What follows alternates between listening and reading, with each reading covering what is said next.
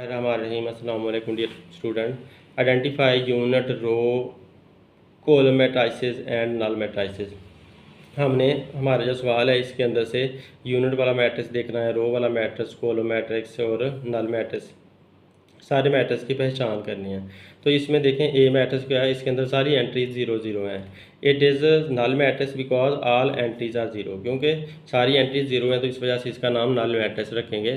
तो जिस मैट्रिक्स के अंदर एंट्रीज 0 0 हों या एक ही 0 हो या सारी चारों 0 हों तो उसको नल मैट्रिक्स कहा जाता है। जितनी भी एंट्रीज हैं वो 0 हैं तो वो नल मैट्रिक्स है। तो ये बी के अंदर देखो एक ही रो बनी हुई है, एक ही रो बनी हुई है, तो लिहाजा it is a row matrix, इसको रो मैट्रिक्स बोलेंगे because it has a single row, क्योंकि इसके अंदर एक ही रो है इसलिए इसको अ रो मैट्रिक्स बोल देंगे।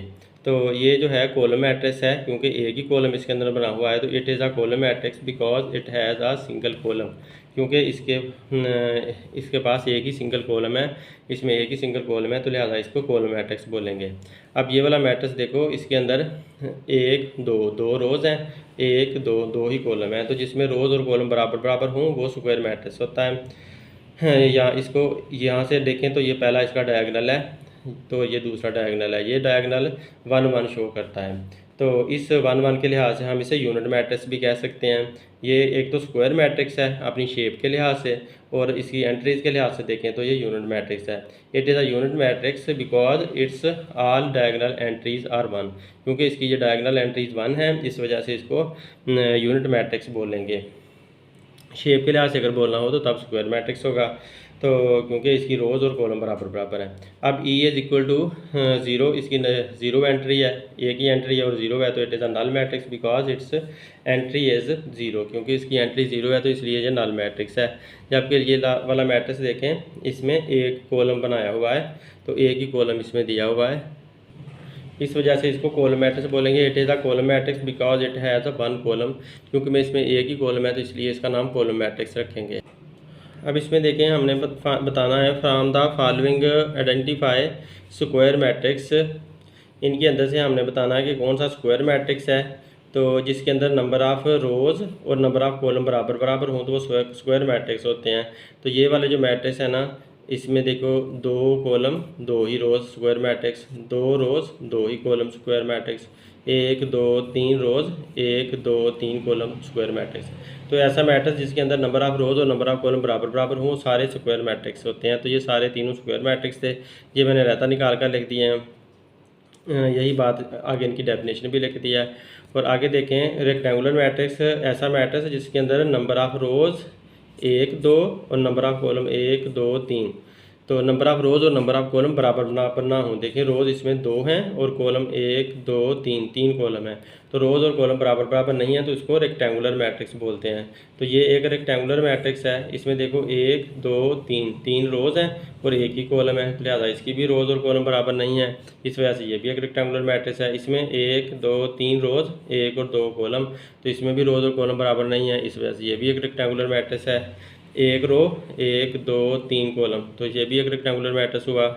1 2 3 रो 1 कॉलम, ये भी रेक्टेंगुलर मैट्रिक्स हुआ। 1 2 3 रोज़ 1 2 कॉलम, तो ये भी एक रेक्टेंगुलर मैट्रिक्स हुआ। तो ये सारे रेक्टेंगुलर मैट्रिक्स मैंने लिख दिया।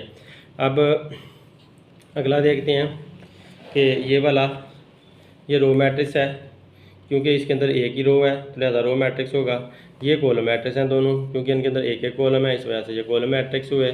और ये यहाँ पर डायगोनल एंट्रीज 1 1 है और ये 0 0 है, तो आइडेंटिटी मैट्रिक्स हुआ इस डायगोनल एंट्रीज की वजह से। लेकिन आप इसको फिर वही स्क्वायर मैट्रिक्स भी इसको कह सकते हो, इसकी शेप के लिहाज से ये स्क्वायर मैट्रिक्स भी है और आइडेंटिटी मैट्रिक्स भी है, तो इसके दोनों नाम रखे जा सकते हैं।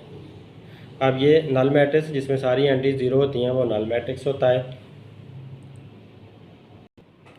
अब इसमें देखो, identify diagonal scalar and unit identity matrix. इसमें डायगोनल बताना है, स्केलर बताना है, आइडेंटिटी या यूनिट मैट्रिक्स बताना है। तो इसमें देखो ये वाला जो है, इसमें ये डायगोनल वाली एंट्रीज सेम है, तो लिहाजा इस तरह का मैट्रिक्स जिसमें डायगोनल वाली एंट्रीज सेम हों और नॉन ज़ीरो हों तो वो डायगोनल मैट्रिक्स होता है। तो सॉरी डायगोनल वाली एंट्रीज नॉन ज़ीरो हूँ तो वो डायगोनल मैट्रिक्स होता है। देखें ये डायगोनल है, ये डायगोनल है, ये डायगोनल है, ये डायगोनल है, इसमें भी ये डायगोनल 5 में से 3 निकाला 2 और 1 में 1 प्लस किया तो 2, तो ये वाला डायगोनल है। तो ये इन सारे मैट्रिसेस के अंदर जो डायगोनल वाली एंट्रीज़ हैं वो सारी की सारी नॉन ज़ीरो हैं, तो बाकी सारी एंट्रीज ज़ीरो हैं।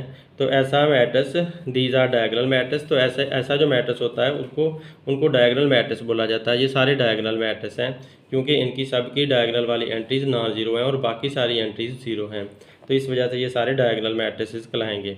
ये मैंने यहाँ पर इनकी डेफिनेशन लिखी हुई है, तो डेफिनेशन आप लोगों को लिखने की ज़रूरत नहीं है, आप लोगों ने बस नाम बता देना कि ये डायगोनल मैट्रिसेस हैं। तो स्केलर मैट्रिसेस ऐसे होते हैं जिनकी जो डायगोनल वाली एंट्रीज हैं वो सेम होती हैं। देखिए इसमें 4 4 आ रहा है, इसमें 5 में से 3 माइनस किया तो 2 आएगा, ये भी 2 आया तो ये 2 2 आ रहा है। तो जब अगर डायगोनल वाली एंट्रीज सेम आएँ तो तब उस डायगोनल मैट्रिक्स का नाम ही स्केलर मैट्रिक्स रख देते हैं। तो लिहाजा ये वाले ऐसे डायगोनल मैट्रिक्स हैं जिनका नाम स्केलर मैट्रिक्स है। डायगोनल मैट्रिक्स इसलिए हैं कि इसकी डायगोनल वाली एंट्रीज नॉन ज़ीरो हैं, और स्केलर मैट्रिक्स इसलिए हैं कि क्योंकि इनकी डायगोनल वाली एंट्रीज सेम है। तो यूनिट मैट्रिक्स ऐसा होता है कि जिसकी डायगोनल वाली एंट्री 1 1 हो, तो ये इसकी डायगोनल वाली एंट्री 1 1 है, इस वजह से यूनिट या आइडेंटिटी मैट्रिक्स कहलाता है। तो यूँ ये सम सॉल्व हो गया। अब नेक्स्ट देखें, find negative of matrices. In matrices के नेगेटिव फाइंड करने हैं। नेगेटिव कैसे फाइंड करते हैं कि इनके इसका भी साइन बदल दो, ए था तो इसको माइनस से बना दो, और इनके भी सारे साइन बदल दो। ये प्लस का 1 था तो माइनस का 1 बना दिया, ज़ीरो ना प्लस की होती है ना माइनस की होती है। ये माइनस का 1 था तो इसे प्लस का 1 कर दिया, साइन इसका रिमूव कर दिया। इस तरह बी का नेगेटिव निकालेंगे तो माइनस बी आ जाएगा, यहाँ पर साइन बी की बजाय माइनस का बी माइनस लिख देंगे, और उसके बाद इसकी सारी एंट्रीज़ के साइन भी बदल दोगे। ये प्लस का 3 था तो माइनस का 3 कर दिया, ये माइनस का 1 था तो प्लस का 1 कर दिया, और ये प्लस का 2 था तो माइनस का 2 कर दिया, ये 1 प्लस का था तो माइनस का प्लस कर दिया, प्लस का 1 था तो माइनस का 1 कर दिया। तो यूँ हमारे पास इनके सारे साइन बदलने के बाद नेगेटिव मैट्रिक्स आ गया। अब ये सी है तो सी का नेगेटिव बनाना है तो माइनस सी लिख देंगे। पहले ये प्लस का सी था तो माइनस का सी कर दिया। अब ये प्लस का है, ये भी प्लस का है, ये भी प्लस का है, ये भी प्लस का, सबको माइनस के बना देना, सबको माइनस के कर दिए, सबके साइन उलट कर दिए, तो यूँ नेगेटिव मिल गया।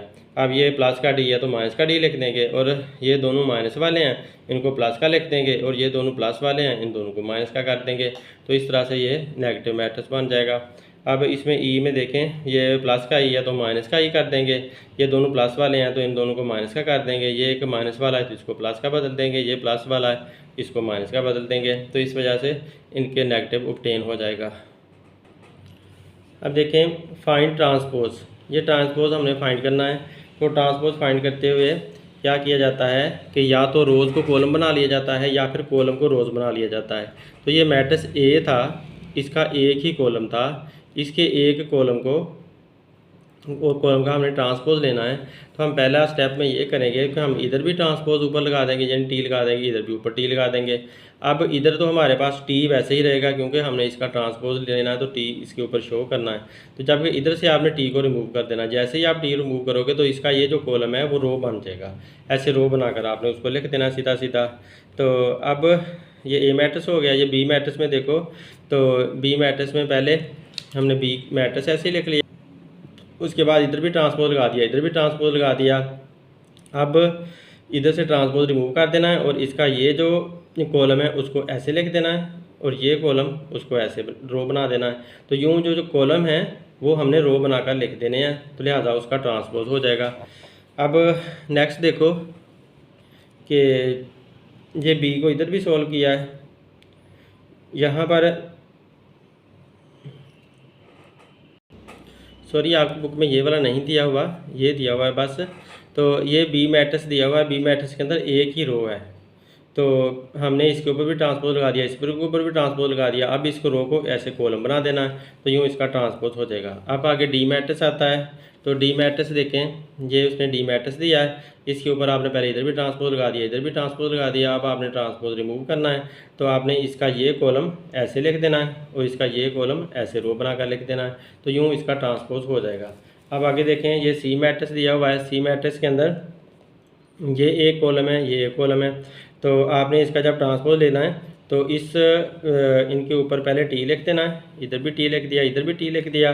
अब आपने इस कॉलम को, ये जो कॉलम था इसको आपने ऐसे लिख दिया और ये वाला जो कॉलम था उसको ऐसे रो बनाकर लिख दिया। तो यूँ इसका ट्रांसपोज रिमूव हो गया इधर से और ये ट्रांसपोज हमने फाइंड आउट कर लिया। अब ये ई मैट्रिक्स है, ई मैट्रिक्स के अंदर पहले ये हमने ऐसे लिख लिया और उसके बाद हमने इधर भी टी लगा दिया, इधर भी टी लगा दिया।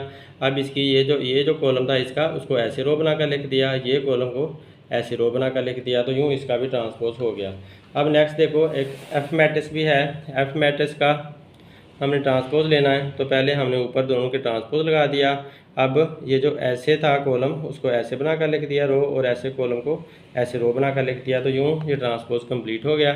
अब नेक्स्ट हम देखते हैं। नेक्स्ट हमें वो बता रहा है कि आपने वेरीफाई करके दिखाना है, verify that if A is equal to this and B is equal to this. A matrix ये वाला है, बी मैट्रिक्स ये वाला है। तो इन दोनों मैट्रिक्स को आपने ऐसे प्रूव करके दिखाना है कि अगर ए का ट्रांसपोज लेते हैं और फिर से दोबारा ट्रांसपोज लेते हैं तो क्या वो ए के ही बराबर आता है कि नहीं आता। तो हमने पहले ए मैट्रिक्स ले लिया, ए मैट्रिक्स लेकर आपने इधर पहले ट्रांसपोज लिया, इधर भी वही ट्रांसपोज शो कर दिया।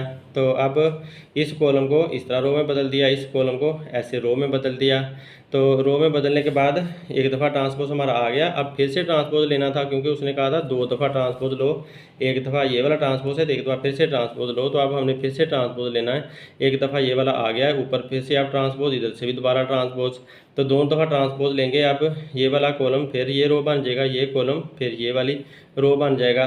तो अब ये देखें ये जो मैट्रिक्स हमें मिला है वो ए मैट्रिक्स ही है, जैसा कि हमारे सवाल के अंदर दिया हुआ था। ये जो सवाल के अंदर मैट्रिक्स था वही वाला मैट्रिक्स हमें वापस मिल गया है। तो इस वजह से आप इसको ए के इक्वल कर सकते हैं। तो लिहाजा ये बात प्रूफ हो चुकी है। अब इसका नेक्स्ट हम देखें, हमने बी के ट्रांसपोज का ट्रांसपोज लेना, तो क्या वो बी के बराबर आता है कि नहीं आता। तो पहले हमने ये बी मैट्रिक्स लिख लिया, अब हमने इसके दोनों तरफ ट्रांसपोज लगा दिया। ट्रांसपोज लगाया तो अब ये वाला जो कॉलम है वो ये रो बन गई, ये वाला कॉलम ये रो बन गई, एक दफ़ा ट्रांसपोज हो गया। अब दोबारा से फिर से ट्रांसपोज लेना, इधर भी इधर भी। तो अब ये वाला जो कॉलम है वो ये रो बन जाएगी, ये कॉलम ये वाली रो बन जाएगी। तो ये जो है आंसर देखें बी के बराबर आ चुका है, जैसा कि बी ऊपर था ये वाला था, बी वही वाला देखें वापस आ चुका है यहाँ पे। तो लिहाजा हम ये कह सकते हैं कि बी ट्रांसपोज का ट्रांसपोज बी के बराबर ही आता है। उम्मीद है आप लोगों को समझ आई होगी। Thanks for watching my video. अल्लाह हाफिज़।